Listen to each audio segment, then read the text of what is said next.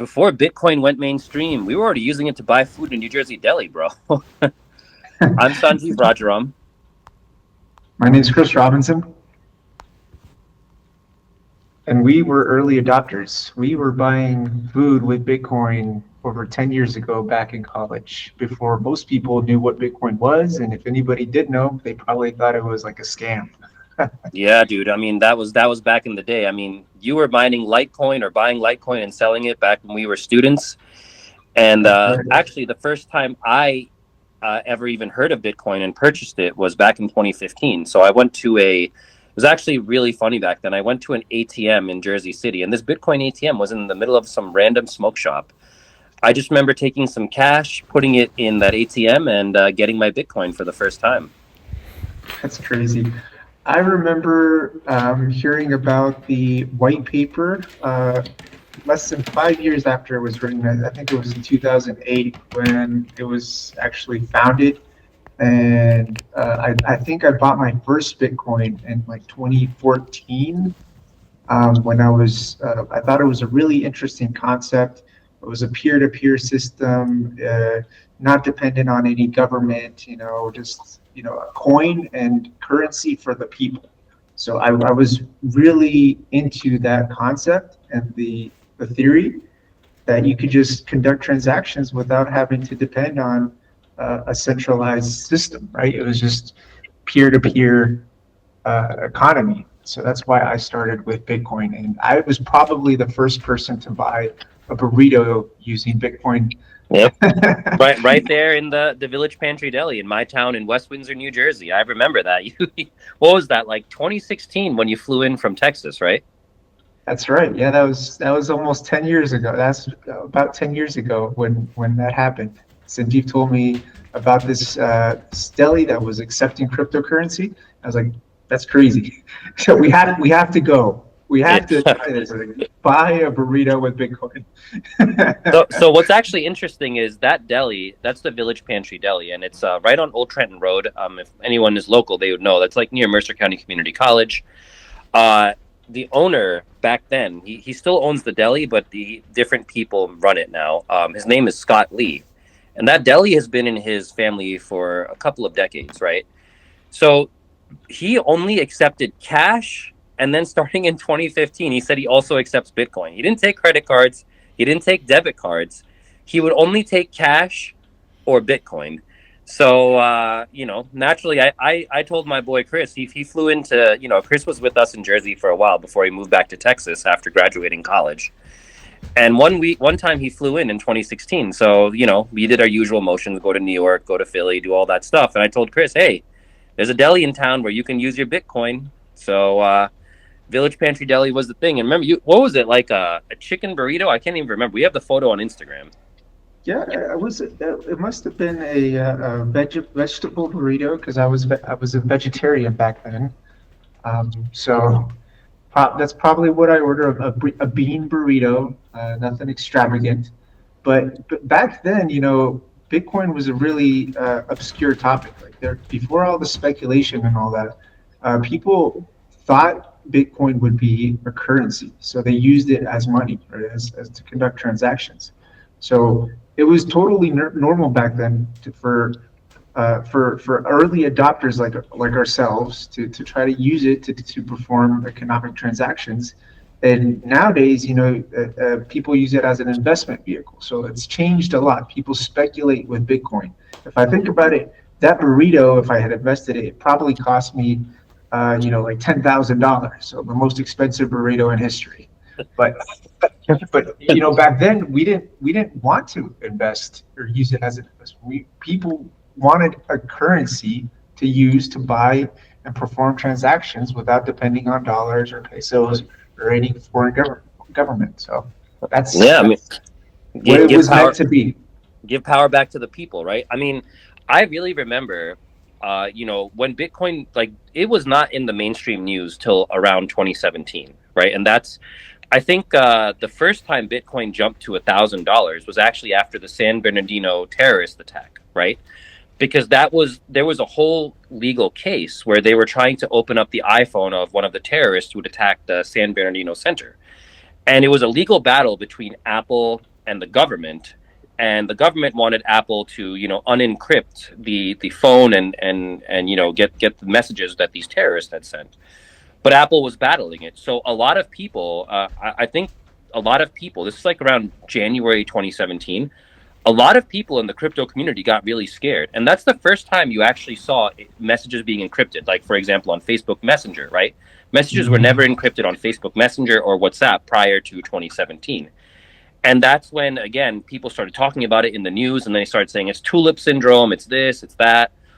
Prior to that, it really was kind of a niche community, right? Like, you would hear about it if you knew about the Silk Road, and you'd always hear these bad stories about how criminals use Bitcoin to buy weapons and drugs on the deep web, on the dark web, on all this.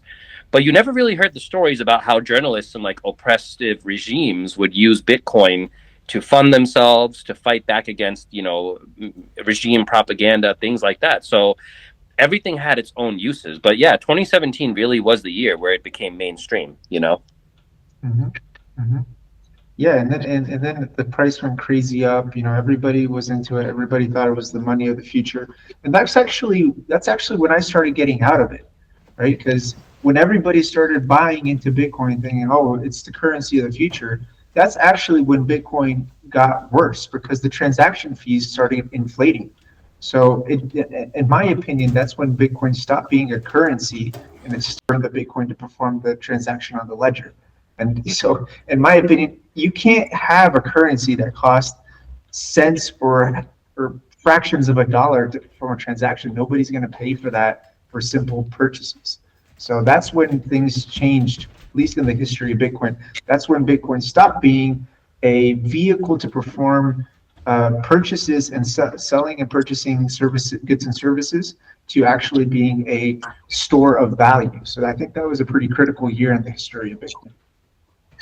Yeah, 100%. And, what's interesting is like after that, I started getting really into the research of Bitcoin. This is where I started, really going on a lot of these Reddit forums, did a lot of internet research, a lot of my own research. I actually ended up buying a hardware wallet, a Trezor, transferring most of my Bitcoin to that hardware wallet. Then, as 2020 came, as the pandemic came, everything really changed, right? Because the thing about Bitcoin, of what I noticed, is when trust in the government or security or privacy goes down, the price of Bitcoin goes up. And with the pandemic, regardless of what you believe during the pandemic, a lot of people were scared about privacy, about overreach, about things like that. So obviously, following that trend, Bitcoin shot up. And now here's the caveat for me, myself, in my own personal story. I got a little bit scared during the pandemic, right? So around this time was when I bought something called crypto steel, right? And I took the seed, my Bitcoin seed, and I put it on this crypto steel, and I added a passphrase and all these things. And I've really tightened the security of my Bitcoin, but I ended up losing it, unfortunately, because of the level of security I put there, right? But also, I'm not going to say paranoid, but I might as well say paranoid. I was getting scared that, hey, I don't know what's going on right now. Someone might come and try to rob my Bitcoin and take it from me. And, there's a double-edged sword with it, right? And a lot of these things came out and about.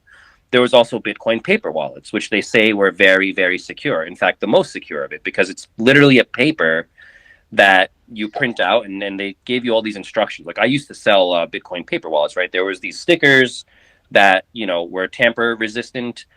They tell you to use something called a dumb printer, which means a printer is not connected to the internet in any way. And, use these methods to keep your cryptocurrency very safe. And a lot of people were getting scared because they would hear about these robberies, right? People would pull up in masks, demand the Bitcoin, run away, and there was really no way to figure it out, right? Unless you had a camera at your house or something, you'd have to rely on the police. And by that time, the money would already be gone. So that was another big thing that was going on around the 2020s. And I think you kind of ducked out at that point from Bitcoin, right, Chris? Like you were completely just out of the game at that point. Yeah, I was pretty disillusioned when I started seeing transaction fees of 15, 20, 30, even 50 cents. I was pretty disillusioned because the way that I wanted to use Bitcoin or cryptocurrency was to perform transactions and, as a replacement of a day-to-day currency. And I wasn't really big into investing back then. So I switched to a lower transaction fee currency like Litecoin. which a lot of people say Litecoin is the silver as Bitcoin is gold. But it was cheaper, right? Cheaper. It was a coin that was designed to reduce the transaction fees and make it not so data intensive. So I believed in that, and I started investing in Litecoin. And then when I started my company, New Volt, it's a solar panel company in Latin America.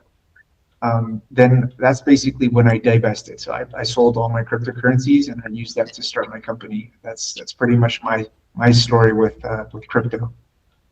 Yeah, it's an amazing story. I mean, if everyone is watching, Chris also speaks fluent Spanish, so he speaks both Spanish. So show the audience a little bit of your Spanish. Talk about a little crypto in Spanish.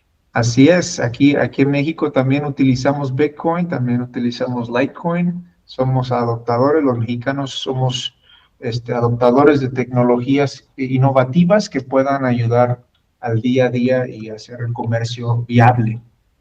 What a beautiful language, my friend. Yeah, and that's an example of liquidating your assets to do something with it, right? As we know, I forgot there was a city in South America where the whole city is powered by Bitcoin, or what's that country in South America? There is Bitcoin City or something. I think it's a Caribbean island or something.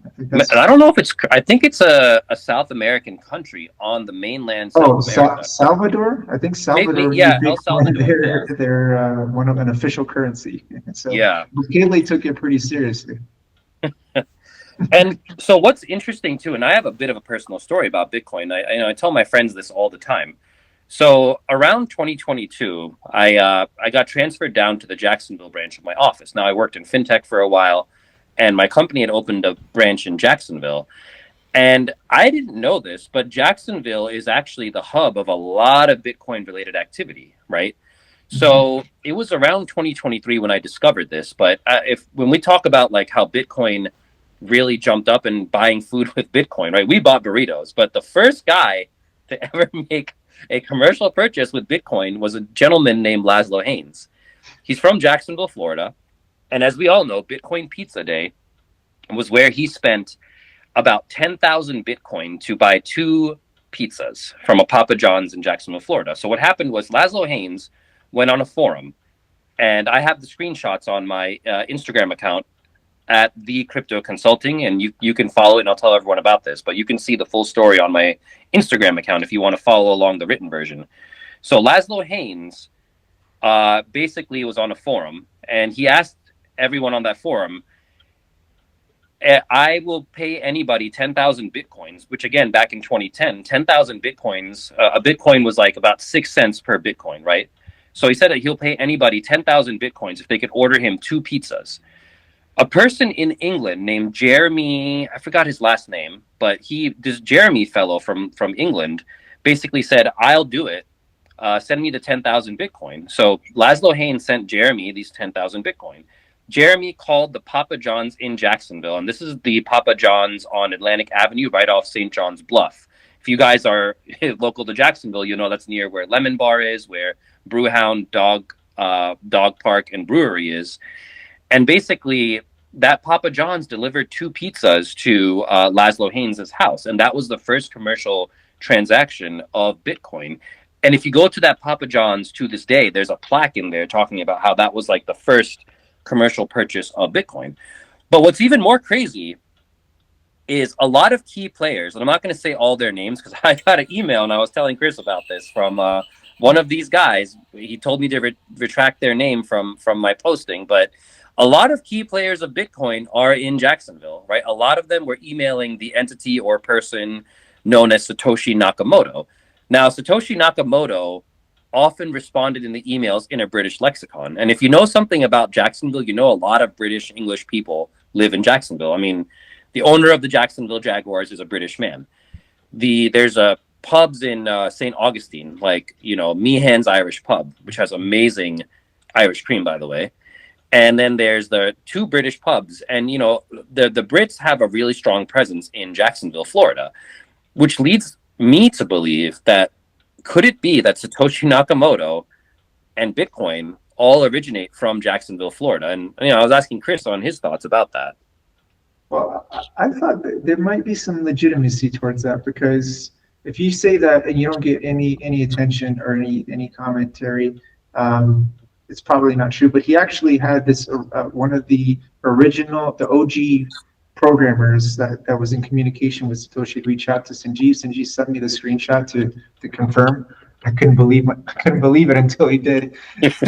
And he actually reached out to Sanjeev asking him to remove his programmer name because he didn't want to be identified. So for him to have somebody of that caliber reach out to him to mask his identity, I think there might be something to that. You know, he might have hit a nerve or said something that could be true.